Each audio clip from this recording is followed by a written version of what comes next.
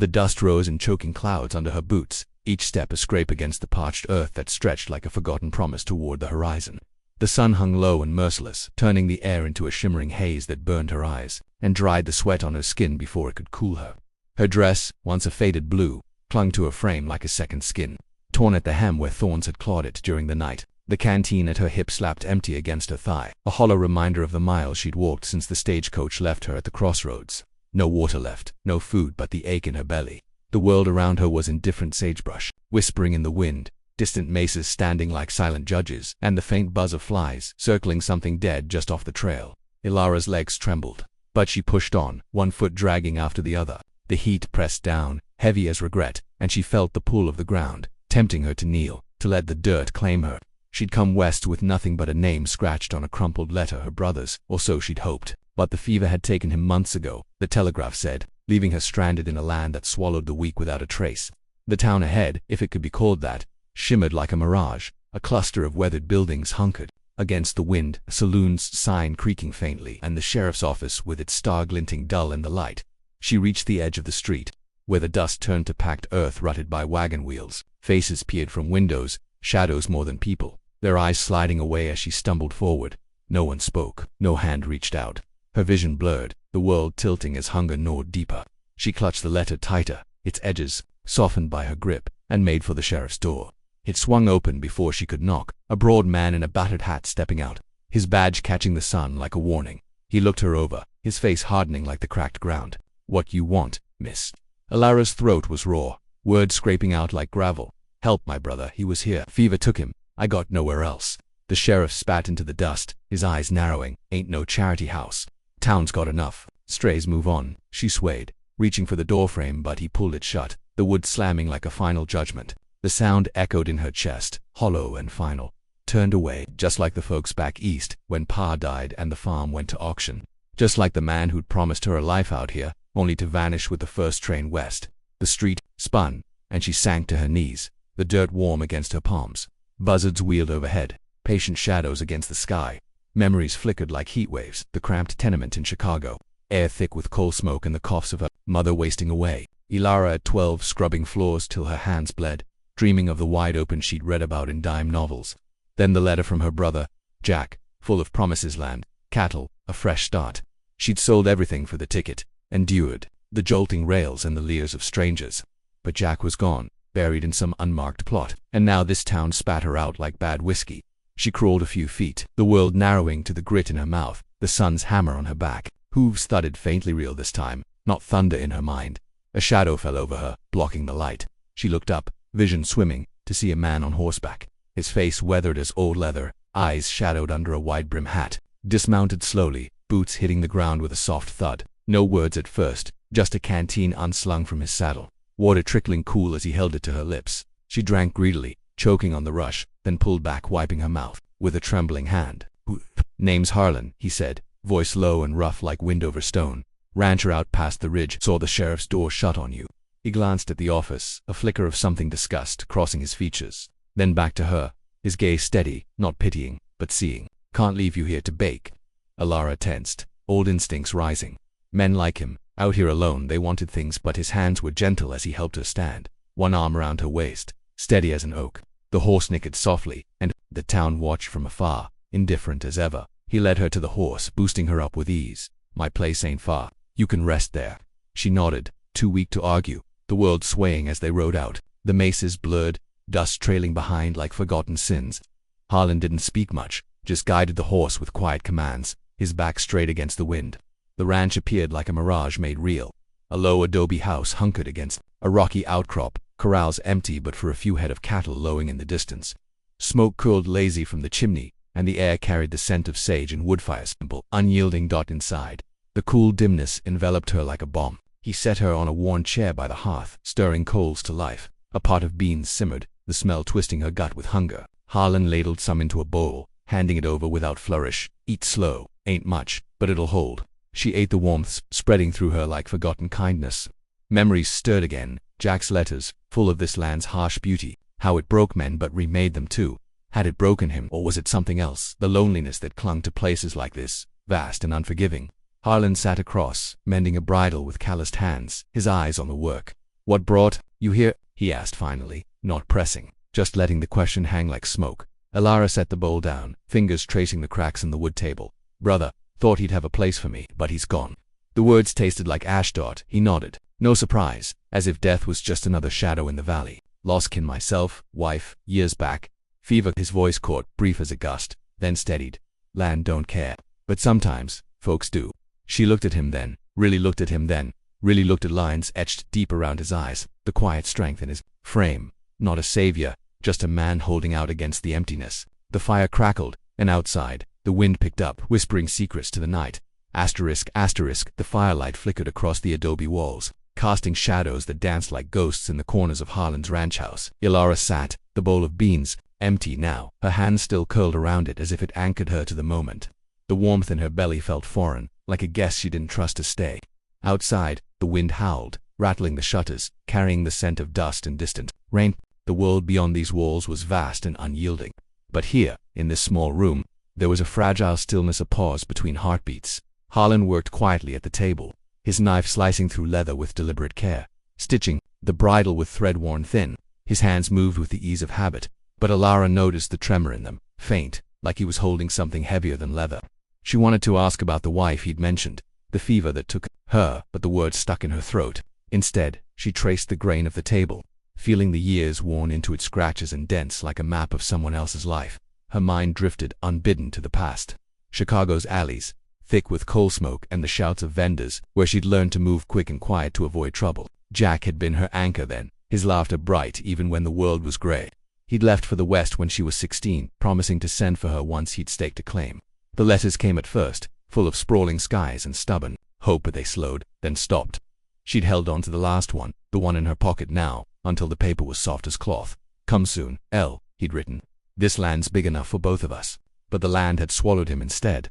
She blinked, the memory fading as Harlan cleared his throat. He set the bridle down, his eyes catching hers in the dim light. "You got a plan?" he asked, not unkindly, but with a weight that said he knew plans out here were fragile as glass. Alara's fingers tightened on the bowl. "Didn't get that far. Thought Jack to be waiting." Thought. She trailed off, the ache in her chest sharper than hunger. "Thought I'd find something." Asterisk, he nodded. Slow, like he'd heard that story before. "Most folks do. Find something, lose something else." He leaned back, the chair creaking under his weight. "This place don't give much, but it don't ask for lies either." The words landed soft but heavy, like snow settling on a grave. Alara felt exposed, as if he saw the cracks she'd hidden even from herself. She stood, unsteady, and moved to the window. The night outside was a deep bruise, stars sharp as pinpricks. The ranch sprawled quiet, the corrals empty save for a lone horse stamping in the dark. It was a small place, worn but stubborn, like Harlan himself. "You don't owe me nothing," she said, voice low, not turning. "Why take me in?" Harlan didn't answer right away. She heard the scrape of his chair, the soft thud of boots on the packed earth floor. When he spoke, his voice was closer, just behind her. "Didn't say I owed you, just didn't see the point in letting you die out there." She turned then, meeting his gaze. His eyes were gray as storm clouds, steady but carrying something raw, like a wound that never quite closed. For a moment, she saw Jack in him, not in the face, but in the quiet resolve, the kind that held on when the world said let go. It made her chest tighten, a mix of grief and something softer. "Unnameable." He gestured to a narrow cot in the corner, a blanket folded neat at its foot. "Rest there, morning's kinder after sleep." She nodded, too tired to argue, and sank onto the cat. The blanket smelled of wood smoke and earth, and as she pulled it over her, the weight of it felt like a promise, fragile but real. Harlan banked the fire, the embers glowing soft as he moved to a chair by the door, settling in with a rifle across his lap, as if guarding against the night itself. Sleep came unevenly, broken by dreams of Jack's voice calling her name, of wagon wheels fading into dust. She woke once, heart pounding, to the sound of coyotes howling far off. Harlan was still there, silhouette dark against the faint glow of the fire, awake and watchful. She closed her eyes again, the rhythm of his breathing steadying her own. Morning broke with a gray light seeping through the shutters, the air sharp with the promise of frost. Alara rose, joints stiff, and found Harlan outside, splitting wood with a rhythmic crack that echoed across the yard. The ranch looked different in daylight, exposed, but alive.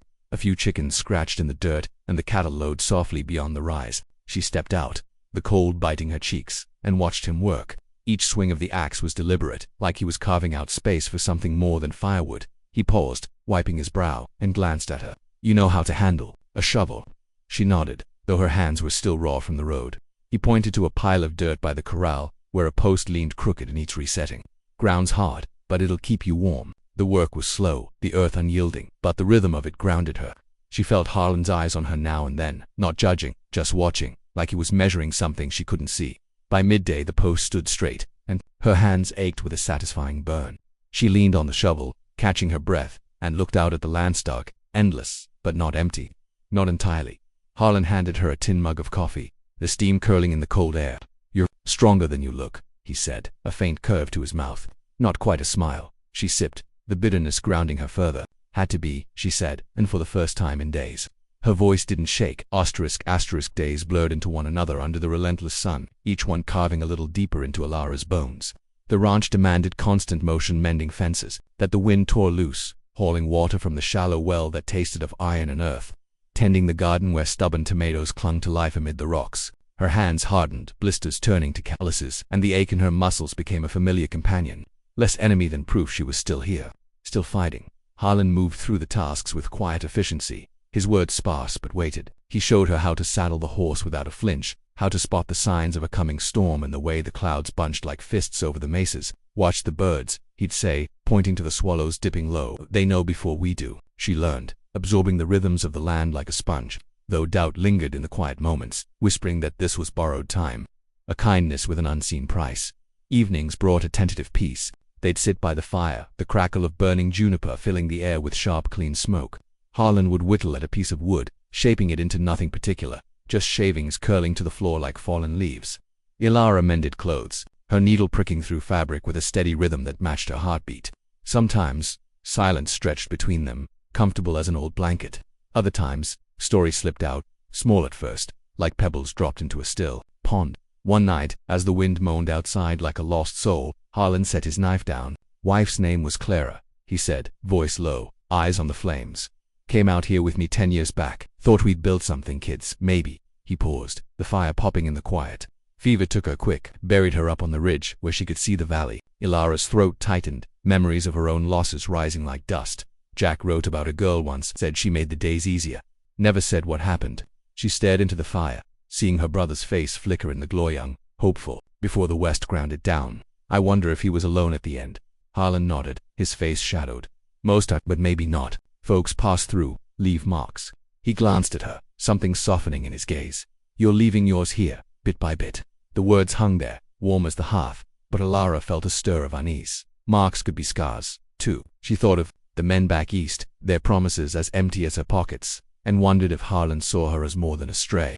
Yet his touch was never lingering, his eyes never demanding. He gave space, like the land itself vast, allowing her to breathe. As weeks turned, the ranch began to feel less like a refuge and more like a tether. Alara rode out with Harlan to check the cattle, the horse steady beneath her, the wind whipping, her hair free from its braid. The valley unfolded below, a tapestry of browns and golds, dotted with sage that released its scent when brushed. She felt a pull, a quiet belonging, but it scared her. Belonging meant risk, meant the ache of loss. When it shattered one afternoon, thunder rumbled distant, the sky bruising purple over the horizon. They hurried back, rain starting in fat drops that pocked the dust. Inside, the storm raged, wind howling through cracks, rain drumming the roof like impatient fingers. Harlan lit a lantern, its light steady in the gloom, and they sat close to the fire, clothes steaming dry. "Do you ever think of leaving?" Alara asked, voice barely above the roar outside. Harlan poked at the coals, sparks flying up. "Every day after Clara. But the land holds you. Roots go deep, even in hard ground." He looked at her, the lantern casting gold in his eyes. "What about you? Town's not far. Could find work, maybe." She shook her head, the thought twisting her gut. The sheriff's door slamming echoed in her mind, the indifferent stares. "Nowhere to go, but I can't stay forever." "Ain't right. Imposing." He set the poker down, hands resting on his knees. "Ain't imposing if it's offered." The words were simple, but they carried a current, pulling her toward something uncharted. She met his gaze, seeing the loneliness mirrored there, the quiet hope flickering like the flame. The storm eased by morning, leaving the air washed clean, puddles mirroring the sky. Alara stepped out, the ground soft underfoot, and breathed deep. The ridge rose sharp against the dawn where Clara lay. She walked up, legs burning with the climb, and found the grave a simple stone, etched with care. Wind tugged at her skirt, carrying the scent of wet earth and wildflowers pushing through cracks. Standing there, she felt the weight of choices. Stay and risk the heart's betrayal again. Leave, and face the emptiness alone. Harlan's voice echoed in her mind, roots in hard ground. Maybe that's what resilience was, not fleeing the harshness but sinking into it, letting it shape you. Down below, Harlan emerged from the house, looking up at her silhouette against the light. He raised a hand, not waving, just acknowledging. She raised hers back, a small gesture, but it bridged the distance. Quiet and powerful. The days shifted subtler after that. Ilara took more initiative, repairing the chicken coop without asking, baking bread from the scant flour, its aroma filling the house like a memory of home. Harlan noticed, his nods carrying approval, his silences less heavy. Tension built not in conflict, but in the unspoken, the way their hands brushed passing tools, the shared glances over coffee, the way the ranch felt fuller, less hollow, yet doubt lingered, a shadow at the edges. Whispers of the past, Jack's unanswered letters, the betrayals that left her wondering, was this real, or just another mirage in the desert heat? Asterisk, a rider came at dusk, his horse kicking up dust that glowed orange in the fading light. Ilara heard the hooves first, a steady drum against the quiet, and stepped out from the garden, where she'd been pulling weeds, their roots clinging stubborn to the soil. Harlan was by the corral, forking hay, but he straightened, hand resting easy on the pitchfork like it was an extension of himself. The stranger reined in, a tall man with a mustache curled at the ends, his coat dusted with trail grit, eyes scanning the ranch like he was appraising cattle. "Evenin', Harlan," the man said, tipping his hat but not dismounting. His gaze slid to Ilara, lingering a beat too long. "Heard you took in a stray." Harlan's jaw tightened, faint as a shadow, but he nodded. "Sheriff send you Tom?" Tom chuckled, low and dry. "Nah, just passing through. Town's tooken though. Woman shows up half dead. You played the hero. Folks wondering if you're settling down." Again, he glanced at Ilara again, his smile not reaching his eyes. "Miss," she wiped her hands on her apron, the dirt under her nails a badge of the weeks she'd spent here. "Ain't your concern," she said, voice steady, though her pulse quickened. The land had toughened her, but old fears stirred judging eyes, whispered judgments, like back in the city when neighbors turned away after Pa's debts came calling. Tom's horse shifted, snorting. "World's full of concerns out here. Rustler's been hitting ranches east. Lone woman might draw eyes." He looked back at Harlan. "You watch yourself." Harlan set the pitchfork down, deliberate. "Appreciate the warning, safe travels." Tom lingered a moment, then spurred his horse, dust trailing like a question left unanswered. Ilara watched him go, the horizon swallowing him whole. "Who was he?" "Neighbor, sort of," Harlan said, picking up the pitchfork again. "Likes to stir pots," but his swings were harder now, the hay scattering wider. That night, the air in the house felt thicker, the fire's warmth not quite reaching the corners. Ilara stirred the stew, the aroma of onions and wild sage filling the space, but her mind churned. Town talk stray. The words gnawed, reminding her she was an outsider, a temporary fix to Harlan's solitude. She set the bowls down harder than intended, the clunk echoing. Harlan ate in silence at first, then set his spoon aside. "Don't let Tom get under your skin. Folks talk 'cause they got nothing better." She poked at her food. Appetite faded. "Maybe they're right. I ain't your kin. Can't keep leaning on you." His eyes met hers across the table, steady as the ridge, leaning. "You've pulled your weight. Garden's thriving.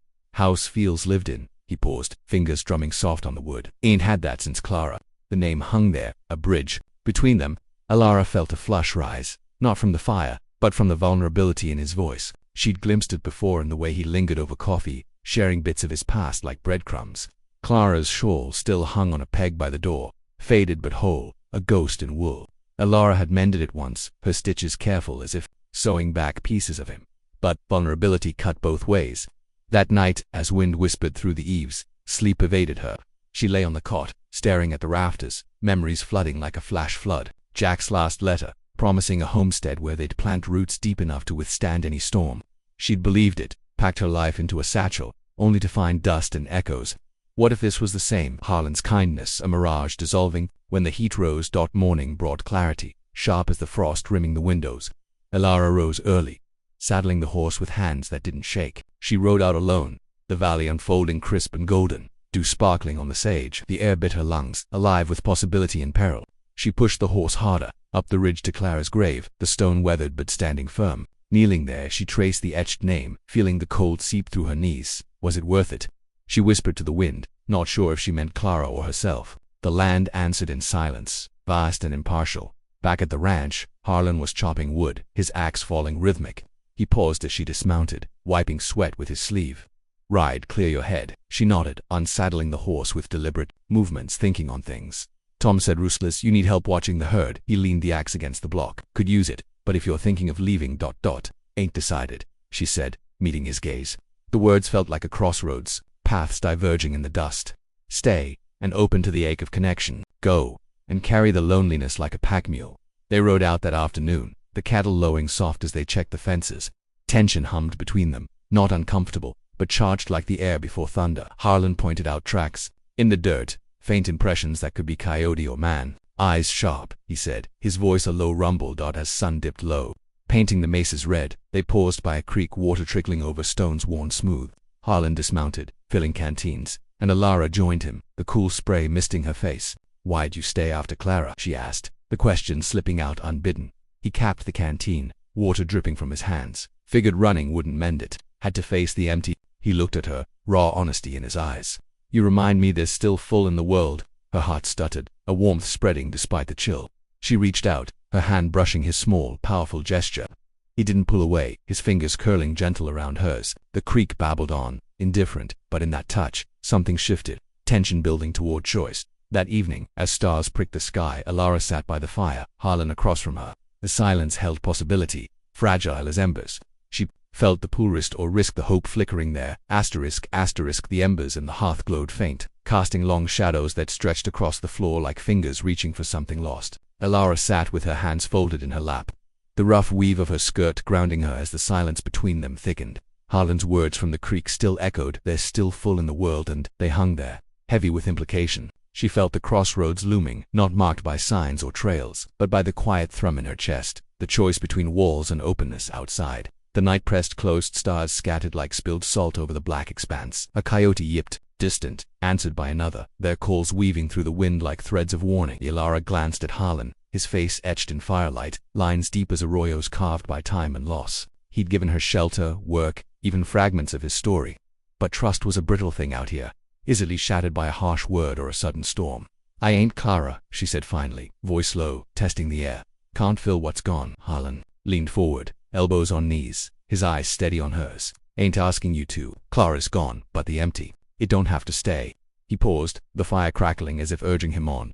"You've brought life back here. Laughter in the mornings, even if it's just at the chickens. Ain't had that in years." The word stirred something in her, warm and terrifying. Laughter she hadn't noticed it creeping in, small bursts when the horse nipped at her sleeve or when Harlan burned the biscuits black. But with it came the risk, the vulnerability of letting roots sink into this hard ground. She thought of Jack again, his promises faded to dust, and the men before him, their kindnesses always laced with expectation. What if Harlan was the same? Or worse, what if he wasn't, and the land took him to chase? Stood, pacing to the window, the cool glass fogging under her breath. The ridge loomed dark against the sky, Clara's grave a silent sentinel. Tom's words got me thinking. Town sees me as a stray, maybe I am. Drifting in, taking what's offered. Harlan rose slowly, boots scraping soft on the floor. He stopped behind her, not touching, but close enough she felt his warmth cut the chill. "Town don't know you. They see what they want, trouble or weakness, but I see different strengths in how you handle the shovel, how you ride out alone and come back steadier." She turned, their faces inches apart, the air charged like before, a lightning strike. His eyes held no demand, just a quiet plea, raw as an open wound. For a moment, she let herself imagine it staying, building something amid the sage and stone, sharing the burdens that bent them both. But fear clawed up, whispering of abandonment, of the sheriff's door slamming shut, of wagon wheels fading into nothing. "I could leave," she whispered, testing the words, her voice trembling despite herself. "Head south, find work in a bigger town, start over, alone." He nodded, no anger, just understanding etched deeper. "You could. Land's big enough for that." His hand rose, hesitant, then cupped her cheek, thumb brushing rough against her skin. The touch was gentle, like handling something fragile, and it undid her a little. "But if you stay, it ain't charity, it's choosing." The choice hung there, a precipice. Resist, build the walls higher, walk away with her scars intact but her heart armored, or risk open to the hope, the possibility of redemption in this unlikely place, with this lone man who'd held out his hand when the world turned away. Her breath caught, memories flashing, the empty platform in Chicago, Jack's grave unmarked, the dust-choked road leading here, but also the small gestures, Harlan's canteen at her lips, the shared coffee in dawn light, the way the ranch breathes easier with two sets of hands. She leaned in, closing the distance, her lips brushing his tentative at first, then firmer, tasting of salt and smoke. He responded slow, arms wrapping around her like shelter from the wind, holding her steady. It wasn't passion born of fire, but something quieter, deeper, a transformation forged in shared silence and resilience. Vulnerability bloomed, scary and sweet, as she chose hope over the safety of solitude. They pulled back, foreheads touching. breaths mingling in the dim light. Outside, the wind eased, stars watching impassive. Elara felt the shift. The crossroads passed, not with fanfare, but with a quiet acceptance. The past's weight lingered, but lighter now, shared. Morning came soft, light filtering through shutters and golden shafts. Elara woke to the scent of coffee brewing, Harlan already up, stirring the pot over the fire. She rose, the cart creaking, and joined him, their movements synced like a dance learned over weeks. No words needed yet. The choice echoed in the glance they shared, warm as the brew. They worked the day side by side, repairing a fence. The storm had loosened, the sun warm on their backs. Laughter came easier, small and genuine, when a calf butted her leg insistent. By afternoon, they rode to the creek again, water higher now from recent rains, bubbling over stones like secrets released. "You regret it?" Harlan asked, skipping a rock across the surface, ripples spreading wide. She shook her head, watching the water settle. Scared, maybe, but no regret. The land stretched around them, harsh yet poetic, mesas standing eternal. It had broken her, once, but now it offered rebirth, unlikely and real. As evening fell, they sat on the porch, the sky bruising purple, stars emerging one by one. Elara leaned against him, his arm around her shoulders a steady weight. The world was indifferent still, but in this small corner, they'd carved out warmth, transformation, quiet and profound. The seasons turned slow on the ranch, the harsh sun, giving way to autumn's bite, leaves on the distant cottonwoods turning gold like forgotten coins scattered across the valley. Elara felt the change in her bones, the air sharper, carrying the scent of pine resin and impending frost. Mornings now started with shared chores, milking the cow that Harlan had traded for at the edge of town. Her hands steady on the pail. As steam rose from the warm milk, Harlan worked beside her, their rhythms synced without words. A quiet harmony born of choice. The past still whispered, but softer now, like wind through grass rather than a howling gale. Elara found herself thinking of Jack less as a wound and more as a scar-faded part of her, but not defining. One crisp afternoon, she rode out alone to the spot where she'd first collapsed, the crossroads dusty and unchanged. The sheriff's town shimmered far off, indifferent as ever. She dismounted, boots sinking into the earth, and knelt where the buzzards had circled. No trace of her desperation remained, just the endless stretch of land, resilient in its barren beauty. Back at the ranch, Harlan waited by the corral, mending a gate with wire twisted tight. He looked up as she approached, his eyes carrying that steady warmth she'd come to rely on, not as a crutch, but as a foundation. "Find what you needed?" he asked. Straightening, she nodded, sliding from the saddle, just closing the door. The words felt true, a release. She helped him with the gate, their hands brushing in the work, small gestures laden with meaning, no grand declarations. Out here, survival was declaration enough. Winter crept in, snow dusting the mesas like powdered sugar on scarred rock. The world hushed under its blanket. The ranch hunkered down, days shorter, nights longer by the fire. Elara sewed a quilt from scraps, Clara's shawl woven in, her own dress remnants, bits of Harlan's old shirts, each stitch a thread binding past to present. He watched her work one evening, the needle flashing in the lamplight, and set his book aside. "Looks like home," he said, voice rough with unspoken emotion. She smiled, faint but real, folding the quilt over them both as they sat close. The fire popped embers glowing like distant stars fallen to earth. Outside, the wind sighed through the eaves, but inside, warmth held firm. Acceptance settled over her, not triumphant, but quiet, a rebirth in the small things, the way Harlan's hand found hers in the dark, the shared silence that spoke volumes, the land's harsh poetry mirroring her own transformation. Spring broke, tentative, green shoots pushing through the cracked ground, defiant against the odds. Elara stood on the porch at dawn, coffee steaming in her mug, watching the light spill over the horizon. The mesas stood sentinel, their shadows long and softening. Harlan joined her, arm slipping around her waist, his presence solid as the earth beneath them. No words passed, just the quiet resonance of two souls who'd chosen hope over abandonment. Redemption in the unlikely grasp of a held-out hand. The sun rose higher, beating down on the land like a benediction, dust stirring faintly under a gentle breeze. She hadn't seen another soul in Daznot since they turned her away, without mercy. But now, the emptiness carried promise, the horizon no longer a curse but a canvas, vast and waiting.